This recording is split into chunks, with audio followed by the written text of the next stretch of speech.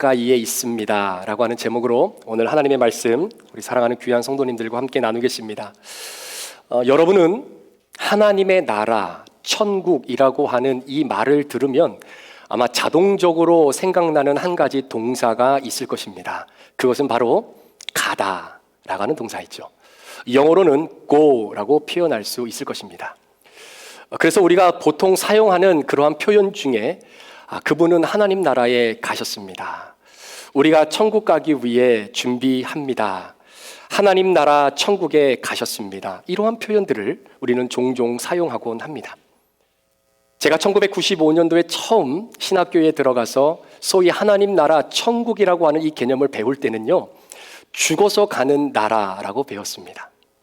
내 코끝의 호흡 중에 내 몸으로부터 나갔던 날숨이 더 이상 나에게 또 다른 들숨으로 돌아오지 않고 그저 불어오는 자연의 바람으로 귀속이 되어지는 그 순간, 그때야 비로소 가는 나라가 하나님 나라 천국이다라고 그렇게 배웠죠. 그런데 학문의 지평이 조금씩 넓혀지고 그리고 성경을 보는 관점이 조금씩 바뀌어지면서 하나님의 나라라고 하는 이 천국의 개념은 성경이 우리에게 가르치기에 반드시 우리가 꼭 가야만 한다라고 하는 그러한 중심적 개념을 가지고 성경은 우리에게 하나님 나라를 소개하고 있지 않다라고 하는 사실을 깨닫게 되었습니다. 물론 예수님께서도 제자들에게 요한복음 14장 1절부터 3절까지 이렇게 말씀은 하시기는 하셨습니다. 너희는 마음에 근심하지 말라. 하나님을 믿으니 또 나를 믿으라. 내 아버지 집에 거할 곳이 많도다. 그렇지 않으면 너희에게 일렀으리라. 내가 너희를 위하여 거처를 예비하러 가노니 가서 너희를 위하여 거처를 예비하면 내가 다시 와서 너희를 내게로 영접하여 나 있는 곳에 너희도 있게 하리라 라고 말입니다. 그런데 여러분, 한 가지 질문이 생깁니다. 도대체 예수님께서 저와 여러분들을 위해 준비하시기 위하여 만드신 그 예초, 그 거처는 바로 어디에 있을까요? 끝도 없는 그 광활한 우주를 향해 우주선을 타고 얼마큼을 날아가야 예수님께서 저와 여러분들을 위해 준비하신 그 거처에 도달할 수 있겠느냐라는 이야기입니다. 마태복음 12장의 말씀에 보면 예수님께서 귀신이 들려서 눈도 멀고 귀가 들리지 않는 한 병자를 예수님이 치료해 주시게 됩니다. 그 치료해 주시는 광경을 보고 있었던 한 바리새인이 주변에 있는 무리들을 향해 이렇게 이야기합니다. 봐라, 예수라고 하는 사람이 저렇게 능력을 행하고 기적을 이룰 수 있는 것은 그가 바로 귀신의 왕이었던 바알세불의 힘을 등에 업었기 때문이었다라고 그렇게 이야기를 하지요. 자, 그때 그 이야기를 들었던 예수님이 바리새인과 주변에 있는 사람들에게 이렇게 말씀하시는데 마태복음 12장 28절에 주님 이렇게 말씀하셨습니다. 그러나 내가 하나님의 성령을 힘입어 귀신을 쫓아내는 것이라면 하나님의 나라가 이미 너희에게 임하였느니라. The kingdom of God has come upon you. 네 마음에 이미 하나님의 나라가 임했다라고 표현하고 있습니다. 누가복음 17장 20절 이하의 말씀에 보면 예수님께서 하나님의 귀한 사역을 감당하실 때에 한 바리새인이 이러한 질문을 예수님에게 툭 던져드립니다. 예수님, 당신은 그렇게 하나님의 나라를 선포하는 그러한 사역을 감당하고 있는데 도대체 하나님의 나라는 언제 임하는 것입니까? 그때에 누가복음 17장 20절에서 21절에 예수님이 그 질문에 대답을 이렇게 하십니다. 바리새인들이 하나님 나라가 어느 때에 임하나이까 묻거늘 예수께서 대답하여 이르시되 하나님 나라는 볼 수 있게 임하는 것이 아니요 또 여기 있다 저기 있다고도 못하리니 하나님의 나라는 너희 안에 있느니라. 우리 사랑하는 성도 여러분, 여러분 어떻게 생각하십니까?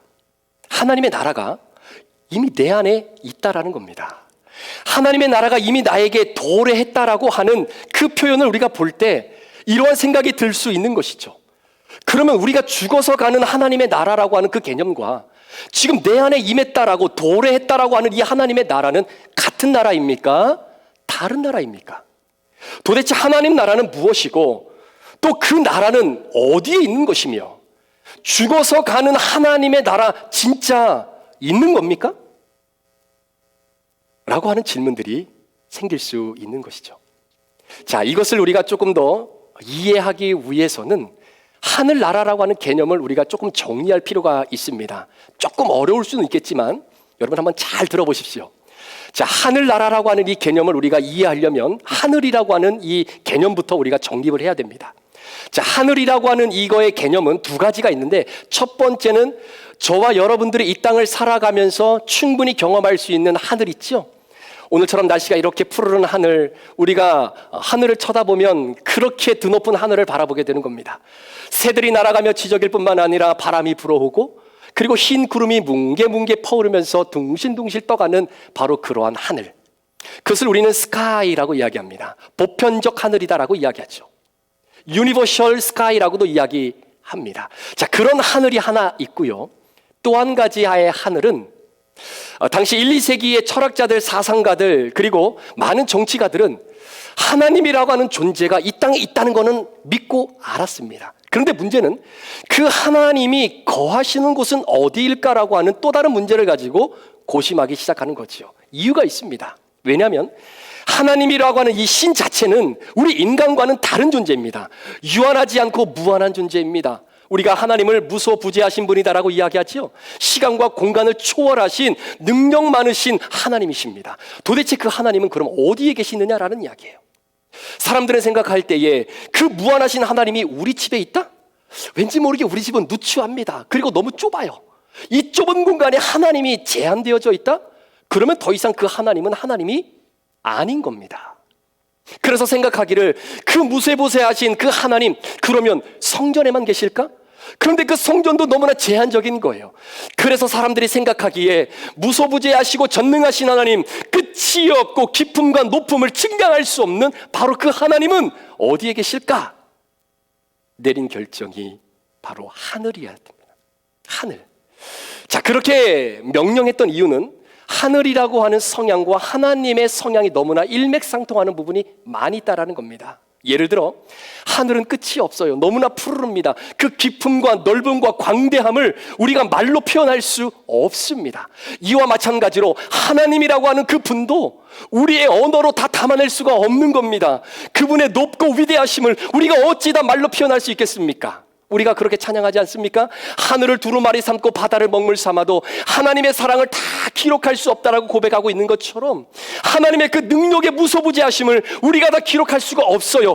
그렇기 때문에 당시의 사람들은 그러한 무한적인 하나님이 계실 수 있는 곳이 무한함을 상징하는 하늘밖에 없다라고 생각을 했기에 하늘은 곧 하나님이 계신 곳, 이러한 의미가 생겨나게 된 것입니다.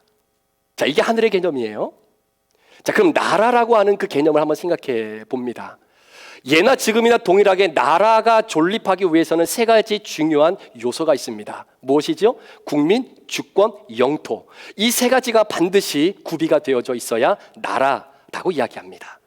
그런데 예수님께서 공생애를 이루실 그때 당시에는 이 세 가지 요소 중에 가장 중요한 요소가 바로 주권이었습니다. 그렇기 때문에 그 나라의 왕의 주권과 통치와 영향력이 미쳐지는 그 지역까지가 그 왕의 나라였던 거예요. 그 주권과 통치하심이 미쳐지지 않는 곳은 그 왕의 나라라고 말할 수 없다라는 겁니다. 이게 나라의 개념이에요.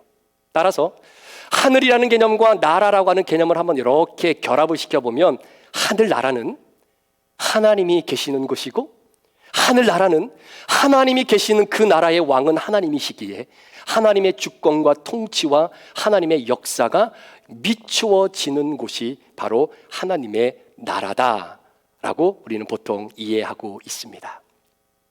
그런데 성경을 읽어보면 요한계시록이나 다니엘서나 에스겔 같이 묵시 문학의 차원을 기록하고 있는 책에 보면 하나님 나라를 이렇게 천국을 설명하는 부분이 나옵니다. 황금성으로 아름답게 지어져 있고요, 12진주문이 있을 뿐만 아니라 옆에는 마르지 않은 생명수가 흘러서 그 생명수에 심겨져 있는 나무들의 열매는 에스겔 선지자는 뭐라고 표현하는 줄 아십니까? 그 열매가 이스라엘 백성들의 치료제가 되어질 것이다 라고 할 만큼 그렇게 아름다운 모습으로 우리에게 소개하고 있기도 합니다. 여러분들 주일학교 다닐 때 하나님 나라의 길바닥은 뭘로 포장이 되어 있어요? 아스팔트? 그거는 하나님 나라가 아닙니다. 예, 황금이에요. 황금길. 황금길로 쫙 깔려져 있는 바로 그런 나라, 하나님 나라. 얼마나 가고 싶겠어요. 그런데 여러분들 가운데에 하나님의 나라가 정말 그러한 나라다라고 믿고 있는 분들은 아마 아무도 계시지 않을 거다라고 생각합니다. 어머, 나 지금까지 그림 믿고 있었는데 그런 분들은 오늘부터 시간을 좀 생각을 바꾸시면 될 것 같아요. 여러분, 천국은요 그런 곳이 아닙니다. 그럼 목사님, 왜 성경은 천국을 그렇게 표현했을까요? 이유는 간단해요. 성경을 기록했던 저자들이 하나님의 나라 천국을 당시의 독자들에게 설명을 해주어야 되는데 이 천국을 어떻게 묘사를 해야 될까 고민하지 않을 수 없었던 것입니다. 그래서 사도 요한도 반모섬에서 하나님의 영에 이끌려 하늘나라를 보고 난 이후에 그 하나님의 나라가 너무나 아름다운 거예요. 그런데 그 아름다움을 당시에 소아시아에 있는 사람들에게 어떻게 그걸 표현할 수 있겠는가? 그 글을 읽고 있었던 당시의 독자들 레퍼 가운데에 가장 귀한 것, 가장 소중한 것, 내가 너무나 갖고 싶은 것, 그러한 단어와 표현들을 사용하여서 하나님의 나라를 증거하고 묘사할 수밖에 없었던 제한적인 요소가 있었던 겁니다. 그렇기 때문에 당시의 사람들에게 있어서 굉장히 갖고 싶은 것, 그리고 너무나 아름다운 것은 황보석, 금은보석, 이러한 단어들의 표현이었어요. 그것 가지고 그나마 하나님 나라의 소중함과 귀함과 아름다움을 성경의 저자들이 그렇게 표현하기 위해 사용되었던 하나의 은유요 메타포이지, 여러분 정말 천국은요 황금길과 황금성으로 준비되어져 있는 그런 곳은 아닙니다. 그럼 하나님 나라 천국은 어떤 곳일까요? 하나님이 계시는 곳, 하나님의 통치와 하나님의 주권과 하나님의 하나님 되심을 인정하는 그곳은 하나님의 사랑이 있는 곳입니다. 하나님의 사랑이 있는 곳에는 하나님의 눈물이 있는 곳이에요. 하나님의 따뜻한 손길이 있는 곳이 바로 하나님 나라이겠죠. 그래서 여러분, 교회라고 하기 때문에 자동적으로 하나님의 나라가 된다라고 하는 이 논리는 사실 성립되지 않습니다. 교회라고 할지라도 하나님의 통치가 역사되어지지 않는다면, 하나님의 주권이 인정되지 않는다면, 하나님의 사랑과 하나님의 따뜻한 눈물과 손길이 전혀 경험되어지지 않는 곳이라고 한다면 교회라고 하는 간판은 붙여 놓았을지언정 그것은 하나님의 나라가 될 수 없는 것이에요. 반대로 내가 살아가는 삶은 너무나 곤욕하고 힘들어요. 오늘 무엇을 먹고 오늘 무엇을 마실까, 입을까를 걱정하지 않으면 안 될 만큼 너무나 힘든 삶의 연속입니다.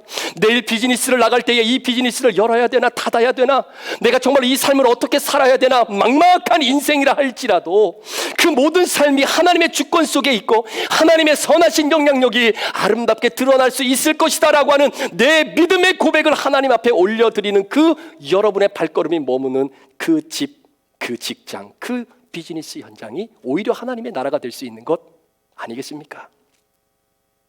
자, 그렇게 따지고 본다면 여러분, 지옥은 어딜까요? 지옥은 하나님의 사랑을 절대적으로 경험할 수 없는 곳이 바로 지옥입니다. 우리가 드라마 같은 데 보면 한 여인이 아주 삐까뻔쩍한 사람과 결혼을 해서 사는데, 이것이 어떤 사랑을 기반으로 한 그러한 결혼이 아니라 정략적 결혼과 어떤 목적을 달성하기 위해 결혼을 수단으로 삼아 살아가는 그런 부부의 모습들이 드라마에 가끔 나오기도 하지 않습니까? 그런데 남들이 볼 때는 너무나 부러운 거예요. 없을 것이 없을 만큼 모든 것을 다 가지고 있는 것과 같은 그러한 삶. 그래서 그 사람들은 사람들 앞에서 자신의 또 다른 모습, 바로 웃는 모습을 보여주기 위한 가면을 쓰고 살죠. 그러나 그 가면을 벗고 집으로 들어오는 순간 그곳이 바로 지옥인 거예요. 왜? 사랑이 없기 때문에, 부부간의 사랑이 없기 때문에 그렇습니다. 임종을 앞둔 분들, 이제 하나님의 부르심을 받기 바로 직전인 이 임종을 앞둔 분들에게 있어서 가장 주된 관심사가 뭐겠습니까? 내가 죽으면 하나님 나라에 갈 수 있을까? 정말 내가 죽으면 하나님 나라 갈 수 있을까? 여러분, 굉장히 중요한 질문입니다. 저와 여러분들의 질문이 될 수도 있겠죠. 그런데 이것보다 더 중요한 것은 하나님의 나라, 천국은 하나님이 계시는 곳입니다. 하나님의 주권과 통치가 여전히 유효한 곳이 바로 천국이라고 하는 이 사실을 우리는 절대로 잊어서는 안 됩니다. 그렇기 때문에 내가 죽으면 천국 갈 수 있을까? 라고 하는 이 질문은 이렇게 바뀌어야 되는 거예요. 내가 죽어도 이 땅에서 예수 믿으면서 하나님의 주권과 통치 아래에 있었던 내가 죽어도 생명이 끊어져도 영원한 하나님의 주권과 통치 아래에 내가 있게 될 수 있을까? 라고 하는 질문. 우리의 생명의 한계가 다다랐을 그때에 여전히 나는 하나님의 주권과 통치와 그분의 다스림 안에 있을 수 있을까? 라고 하는 질문. 내 코끝에 호흡이 끊어져 멈추어 되게 될 때 그 죽음이라고 하는 녀석이 이 세상에서 나를 사랑하셨던 하나님의 사랑을 과연 그 죽음이라고 하는 녀석이 끊어낼 수 있을까? 라고 하는 이 질문이 내가 죽으면 천국 갈 수 있을까라고 하는 질문보다는 더 근본적인 질문입니다. 여러분들의 표정을 보니까 다소 혼돈스러움을 느끼는 분들이 한 두 분 계시는데요. 여러분 걱정하지 마십시오. 여러분들뿐만 아니라 예수님과 함께 공생애를 거닐었던 제자들도 이 부분에 대해서 궁금증이 있었습니다. 그래서 예수님은 이 제자들에게 어떻게 하면 하나님 나라를 쉽게 설명해 줄 수 있을까 고민하는 가운데 꺼내들었던 하나의 히든 카드가 바로 누룩과 겨자씨의 비유입니다. 자, 오늘 우리가 읽었던 본문 18절, 19절 이어지는 21절 다시 한번 보시겠습니다. 그러므로 예수께서 이르시되 하나님의 나라가 무엇과 같을까? 내가 무엇으로 비교할까? 마치 사람이 자기 채소밭에 갖다 심은 겨자씨 한 알 같으니 하나님 나라가 겨자씨 한 알과 같다라는 거예요. 자라 나무가 되어 공중의 새들이 그 가지에 깃들였느니라. 21절입니다. 마치 여자가 가루 서말 속에 갖다 넣어 전부를 부풀게 한 누룩과 같다는 거예요. 뭐가? 하나님의 나라가. 자, 겨자씨와 같고 누룩과 같은 것이 하나님의 나라다. 자, 이게 무슨 의미일까요? 자, 겨자씨와 누룩과 같은 하나님의 나라를 마태, 마가, 누가는 동일하게 그들의 책에 기록해 놓고 있습니다. 이 말은 무슨 말이냐면 그만큼 중요하다는 내용이에요. 그래서 각자의 저자가 하나님 나라를 어떻게 이해했는지에 약간의 차이가 있습니다. 그걸 여러분들에게 다 설명드리면 시간이 없기 때문에 제가 설교를 준비하면서 나름대로 정리한 것을 여러분 스크린을 통해서 여러분들과 함께 나누기를 원합니다. 자, 한번 보세요. 뭐라고 그렇게 있습니까? 하나님의 나라는 하나님의 능동적 주권으로 예수 그리스도를 믿음으로 인해 내 안에 임하게 된 나라이며 동시에 그 나라는 실제 내 삶에서 경험되어지고 주님 부르실 그때에 이 땅에서처럼 하나님의 주권과 통치가 동일하게 경험되어지는 나라가 하나님의 나라다라는 거예요. 목사님 무슨 말입니까? 걱정하지 마세요. 쉽게 설명드리려고 제가 여기 있는 거 아닙니까? 하나님의 나라는 하나님의 주권적 능동적인 힘으로 우리 가운데 임했다라는 거예요. 언제? 내가 마음으로 믿어 의에 이르고 입으로 시인하여 구원에 이르느니라. 예수 그리스도를 나의 구주, 나의 하나님 아버지, 내 인생의 주인으로 내가 받아들이고 모셔드리는 그 순간 하나님의 영이신 성령이 내 안에 들어오시게 되는 것이죠. 성령이 내 안에 들어오심으로 말미암아 하나님의 나라가 우리 안에 심기워진 줄 믿으시기를 축원합니다. 겨자씨 한 알처럼 여러분의 심령 속에 예수를 믿는 그 순간 하나님의 나라가 심기워졌어요. 그 나라는 점점 자라고 있는 겁니다. 어디에서? 여러분의 심령 가운데. 지금도. 자, 그런데 그 내 안에 있는 하나님의 나라는 그저 신학적이고 이론적으로 내 안에 있는 나라, 이걸로 끝이 아니라 그 나라가 어떻게 된다고요? 지금 내가 살아가고 있는 이 현실에서 이 나라를 경험할 수 있다는 겁니다. 어떻게 경험할 수 있을까요? 이건 좀 뒤에 말씀드릴게요. 뿐만 아니라 지금 내 안에 역사하고 있는 그 하나님의 나라, 내가 경험하고 있는 그 하나님의 나라는 죽고 나면은 끝나고 다시 새롭게 출발하는 하나님의 나라가 아니라 이 나라는 어디까지 연결이 되는 거예요? 내 코끝에 호흡이 끊어져 죽음이 내게 다가온다 할지라도 여전히 내가 살아있을 때에 하나님의 주권과 사랑의 우산 아래 있었던 것과 동일하게 내 목숨이 끊어져도 하나님의 사랑과 주권과 다스림이라고 하는 그 우산 안에 내가 있게 되어지는 그 나라. 그러니 마태, 마가, 누가가 강조하고 있는 하나님의 나라는 과거의 나라로 끝, 현재의 나라로 끝, 다시 시작하는 미래의 나라가 아니라 이게 어떻게 돼 있어요? 연결돼 있단 말이에요.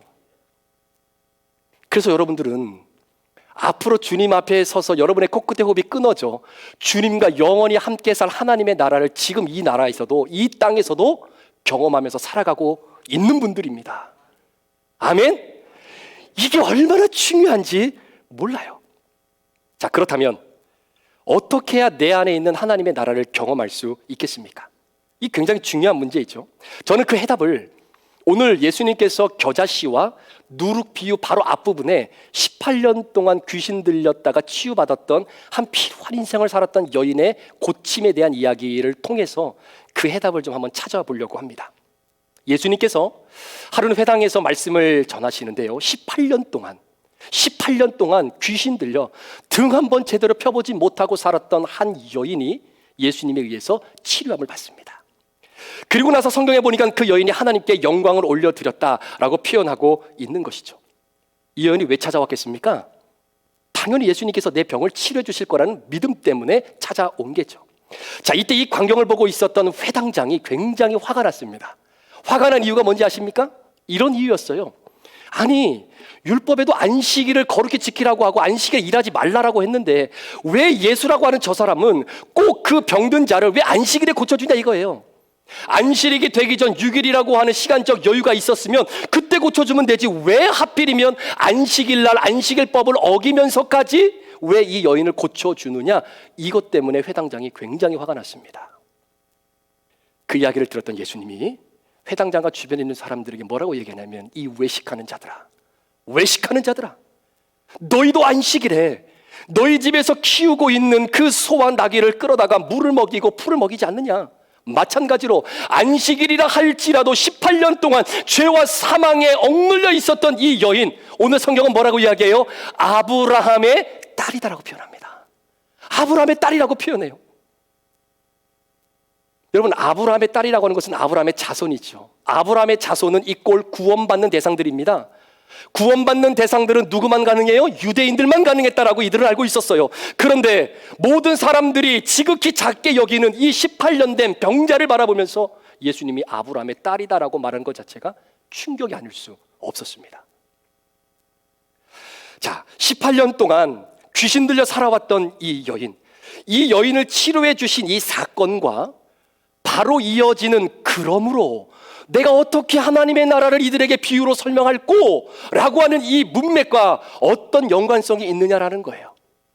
고침받은 이 여인, 그리고 겨자씨와 누룩과도 같은 이 하나님의 나라, 이것이 어떤 연관성이 있는지를 알아야 오늘 내 안에 존재하고 있는 이 하나님의 나라를 여러분의 삶에서 경험할 수 있습니다. 자, 이 관계를 제가 설명드리기 위해서 스크린 한번 보시면 세 가지 힌트를 여러분들에게 한번 드려볼게요.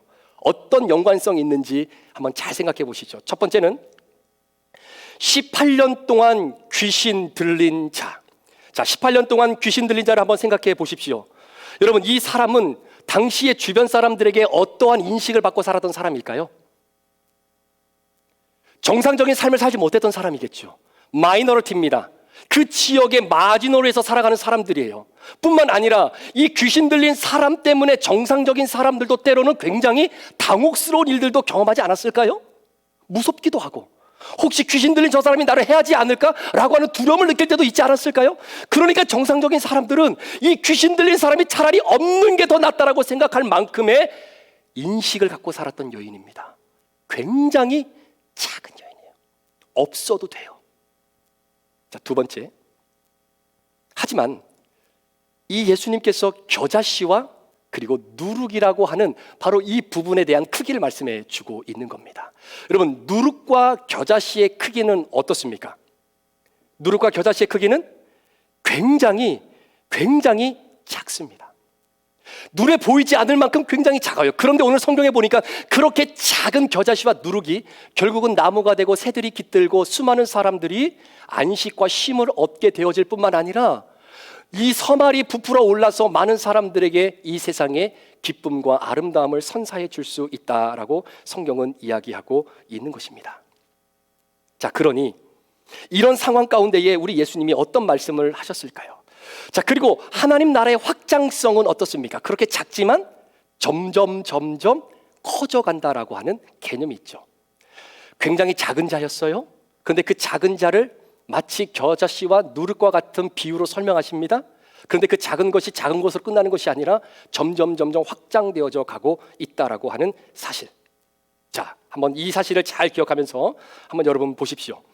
자, 하나님의 나라는 예수님께서 설명하실 때 항상 쌍으로 등장하는 내용이 하나 있었습니다. 그게 뭐냐면 바로 사단과 마귀를 멸하시는 내용이에요. 오늘 본문도 이러한 패턴을 그대로 유지하고 있는 것을 보게 됩니다.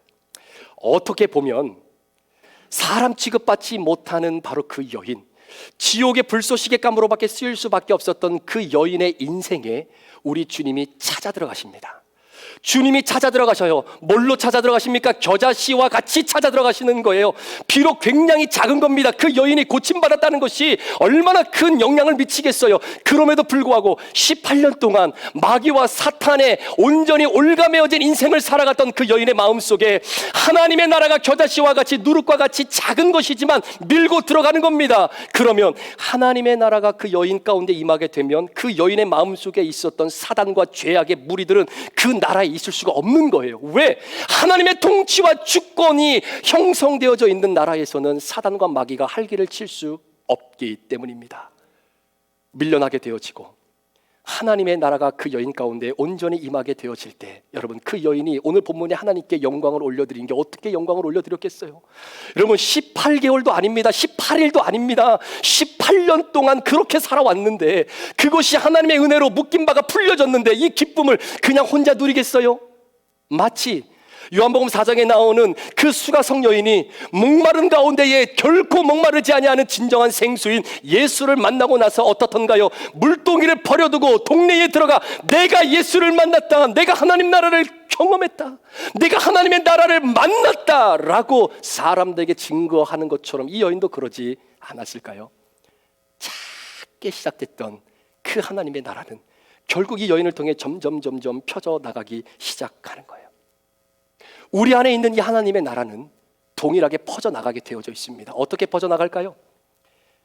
환우 성도들을 위해 진정한 마음으로 두 손 간절히 모아 드려지는 그 따뜻한 기도의 한마디, 수줍게 내밀었던 도움과 그 구제의 손길을 통해 다른 지체들을 향해 형제님, 자매님, 우리 예수님이 우리 형제님, 자매님을 정말 사랑하십니다, 힘내십시오 라고 던져주었던 그 따뜻한 한마디가 정말로 하나님의 나라를 여러분 만들어가는 겁니다.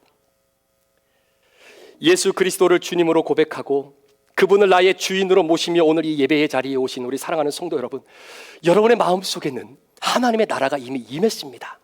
사단과 마귀의 통치가 더 이상 여러분의 안에 임한 하나님의 나라에서는 활기를 차지 못하는 겁니다. 이유가 있어요. 사도 바울이 고백했던 것처럼 만일 너희 속에 하나님의 영이 거하시면 너희가 육체에 있지 아니하고 영에 있나니 그런즉 누구든지 그리스도가 없으면 그리스도의 사람이 아니니라.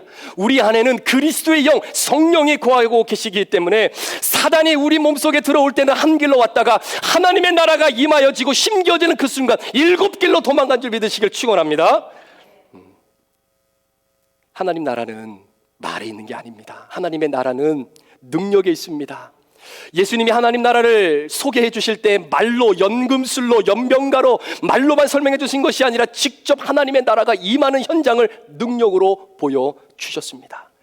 귀신도 쫓아내고 병든 자도 치유하시고 많은 기적을 보여주시며 하나님의 나라가 임하고 있다라는 것을 직접 보여주셨던 것처럼 우리도 내 안에 있는 하나님의 나라가 오늘도 여전히 활동하고 있다는 것을 우리는 보여주어야 되는 사명을 갖고 있는 자들입니다. 어떻게 보여줄 수 있을까요?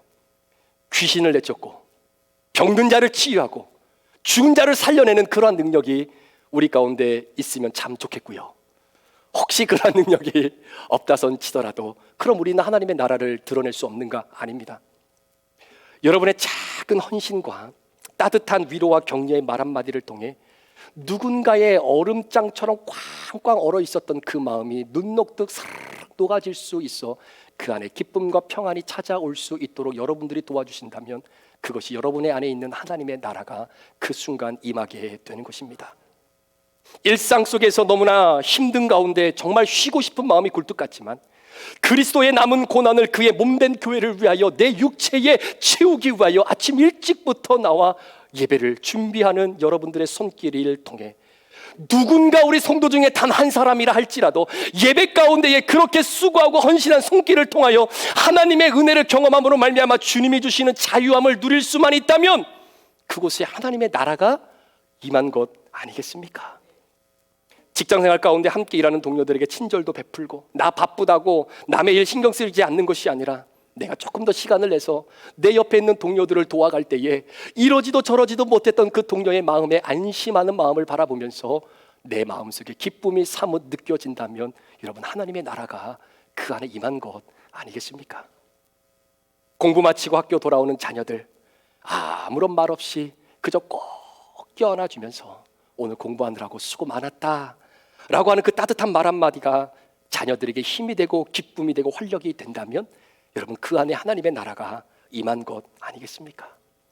일 마치고 집에 들어오는 남편의 어깨를 이렇게 주물러 주면서 오늘 하루도 당신 우리 가정을 위해서 수고 많았어요 라고 하는 이 한마디에 하루 내에 짓눌려 있었던 스트레스가 풀리고, 동시에 남편이 아내에게 당신도 집안일하고 아이들 키우느라고 고생 많았어요 라고 하는 이 따뜻한 서로의 말 한마디가 하루 종일 쓸고 닦아도 전혀 티나지 않는 그 집안일을 하느라 지친 아내의 마음을 흐뭇하게 만들어준다면 여러분, 하나님의 나라가 그 가정에 임한 것 아닙니까? 오늘 우리가 이 땅에서 경험하며 맛보는 하나님의 나라는 우리의 생명이 다한 후 주님과 함께 있으며 경험하게 될 그 하나님의 나라와 연결되어져 있다라고 하는 사실을 절대로 잊으셔서는 안 됩니다. 다르지가 않아요. 내가 죽어서 하나님과 함께 할 수 있는 그 나라의 기쁨, 그것은 다른 것이 아니라 지금 여러분의 코끝에 호흡이 있을 때에 여러분들 안에 있는 하나님의 나라를 경험했던 그 기쁨과 그 감사와 그 행복과 동일하게 하나님 나라에 여러분들이 동일하게 경험되어질 바로 그 기쁨, 바로 그 마음입니다. 하나님의 나라 천국은 여기 있습니다. 말씀을 준비하면서 새벽 예배를 준비하고 또 큐티를 하고 말씀 묵상을 준비하고 우리 성도들 놓고 기도하면서 하나님께서 주시는 마음의 기쁨이 있어요.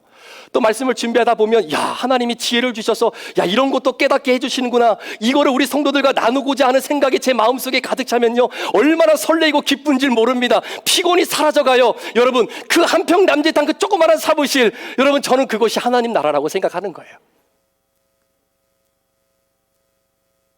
하나님 나라 천국은 내가 죽고 그리고 나서 가야 될 하나님의 나라도 있지만 그것이 우리의 천국의 전체가 아니다고 하는 사실을 기억하셔야 됩니다. 하나님 나라는 이미 시작이 되었습니다. 이 땅에서 하나님과 함께 함으로 펼쳐진 그 하나님의 나라는 지금 여러분들이 누려야 될 그 하나님의 나라와 연결이 되어져 있고요. 결론입니다. 내 코끝에 호흡이 끊어져 죽는다 할지라도 그 죽음은 하나님이 우리를 사랑하시는 이 사랑을 절대로 멸절시킬 수 있는 결정적인 요소가 되지 않는다라고 하는 사실을 기억하시기를 축원합니다. 사도 바울이 고백하지요. 내가 확신하노니 사망이나 생명이나 천사들이나 권세자들이나 현재일이나 장래일이나 능력이나 높음이나 깊음이나 다른 어떤 피조물이라도 우리를 우리 주 그리스도 예수 안에 있는 하나님의 사랑에서는 절대로 끊어낼 수 없다는 거예요.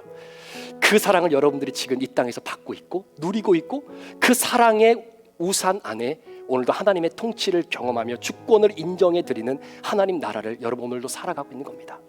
슬프고 힘든 자들의 눈물이 어느 날 아름다운 오선지에 그러한 곡이 되어서 지금은 힘들고 어렵지만 하나님 앞에 그 슬픔과 아픔의 눈물이 기쁨과 찬양으로 바뀌어지는 바로 그 현장이 오늘의 여러분의 삶에 누리게 될 하나님 나라입니다. 그게 여러분이 죽고 난 이후에도 하나님 나라에서 누릴 그 기쁨인 거예요. 그거를 선취하시는, 미리 맛보며 살아가는 은혜가 이번 한 주간 여러분 가운데 있기를 축원합니다. 하나님 나라 가까이 있습니다. 기도하시겠습니다.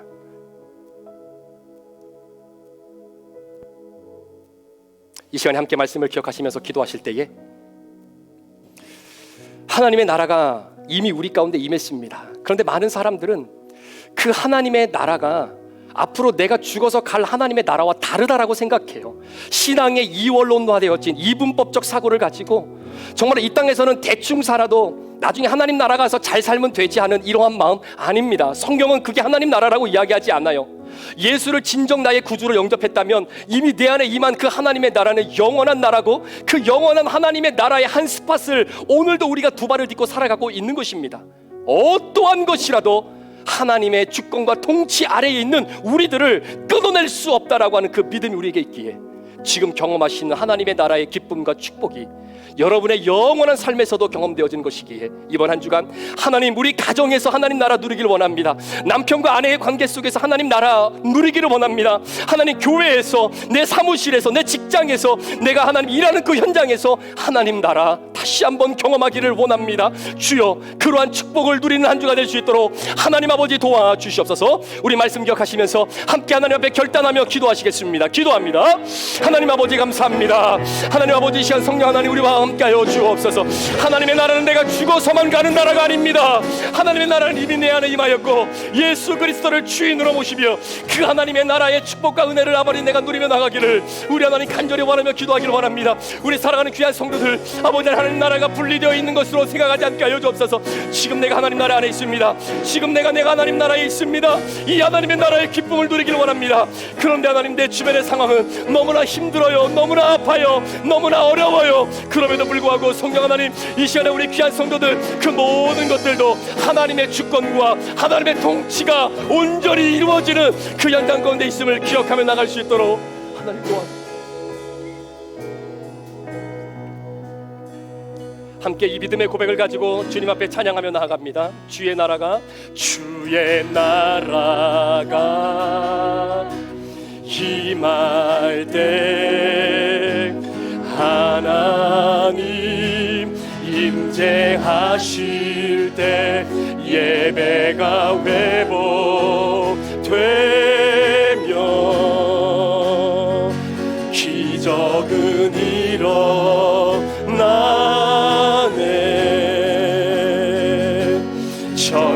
전능하신 주, 영원하신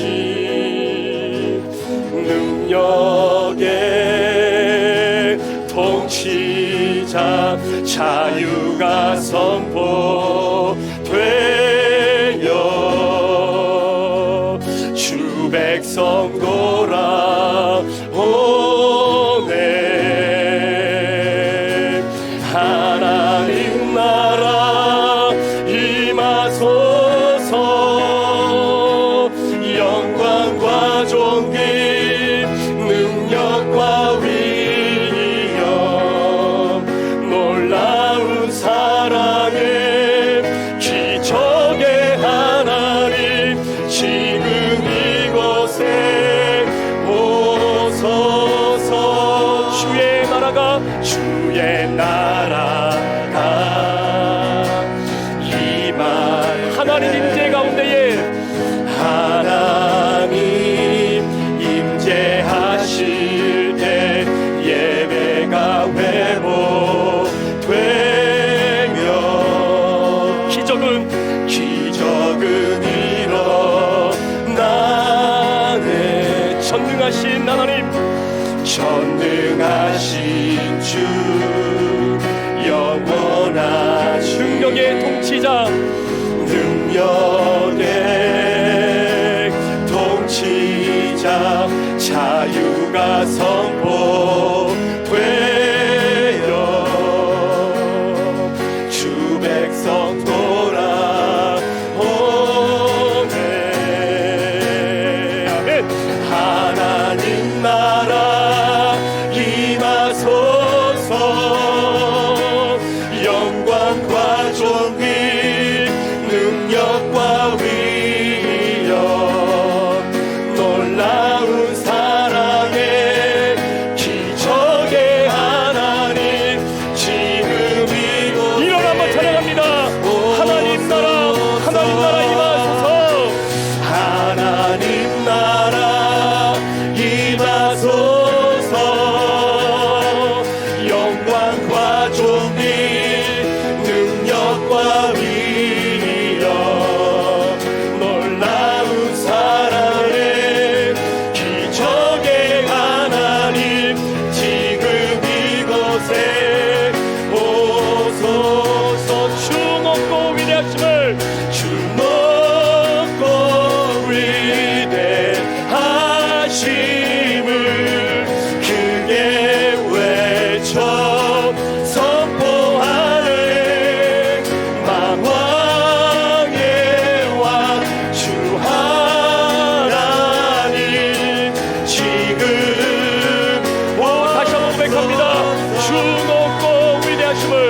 주 높고 위대하심을 크게 외쳐 선포하네. 만왕의 왕 주 하나님 지금 호소. 하나님 나라 임하소서. 영광과 존귀 능력과 위력 놀라운 사랑의 기적의 하나님 지금 이곳에 오소서.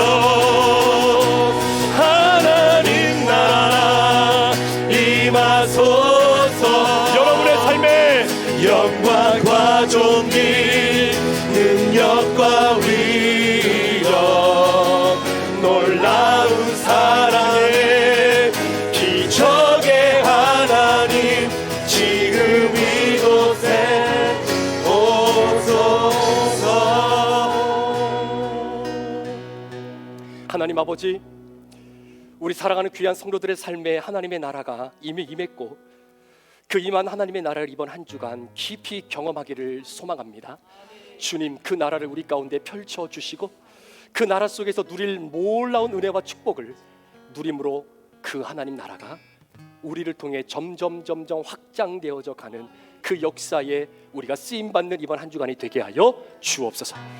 지금은 우리 구주 예수 그리스도의 귀하신 은혜와 우리 아버지 하나님의 무한하신 사랑하심과 성령님의 감화감동 충만 교통 위로하시고 내조하심의 역사가 오늘도 예수 믿을 때에 내 안에 임한 하나님의 나라가 지금도 내 삶의 현장에서 경험되어지고 설사 우리의 코끝에 호흡이 끊어져도 여전히 하나님의 사랑과 통치하심과 돌보심과 그 놀라운 사랑 안에 내가 여전히 들어가 있다라고 하는 이 믿음의 고백을 가지며 내가 죽어서 천국 갈 수 있을까라고 하는 이 질문 앞에 여전히 내가 하나님 나라를 살고 있기에 주님, 나는 영원히 하나님 나라를 살게 될 것입니다. 믿음으로 고백하며 이번 한 주간을 승리하며 살아가기를 소망하는 우리 사랑하는 귀한 성도들 머리머리 위에, 이들의 가정과 직장과 사업터 위에, 사랑하는 자녀들과 또 몸된 교회 위에, 태중의 생명들을 위해 지금부터 영원토록 함께 계시기를 간절히 축원하옵나이다. 아멘.